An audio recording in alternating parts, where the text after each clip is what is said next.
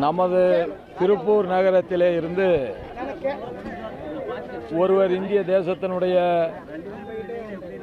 குடியரசு துணைத் தலைவராக பொறுப்பேற்றிருப்பது நம் ஊருக்கும் உலகெங்கும் வாழ்கின்ற தமிழ் பெருமக்களுக்கும் ஒரு மகத்தான பெருமை.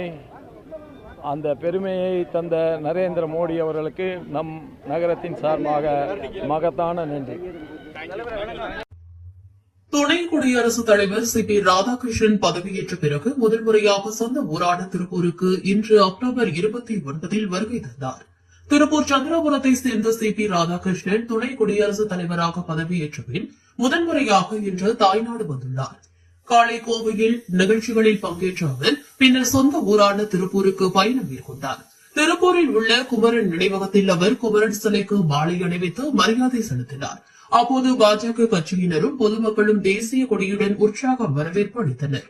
அங்கிருந்த பொதுமக்களுக்கு கைநீட்டி வாழ்த்திய சி.பி. ராதாகிருஷ்ணன், திருப்பூரில் இருந்து குடியரசுத் தலைவர் பதவிக்கு தேர்வு செய்யப்பட்டிருப்பது திருப்பூருக்கும் தமிழர்களுக்கும் பெருமை. இதற்காக பிரதமர் நரேந்திர மோடிக்கு நன்றி தெரிவித்துக் கொள்கிறேன் என்றார். பின்னர் அவர் திருப்பூர் மாநகராட்சி அருகே உள்ள மகாத்மா காந்தி சிலைக்கு மாலை அணிவித்து மரியாதை செலுத்தினார். அவரது வருகையை ஒட்டி திருப்பூர் மாநகரத்தில் பலத்த பாதுகாப்பு ஏற்பாடுகள் செய்யப்பட்டிருந்தன.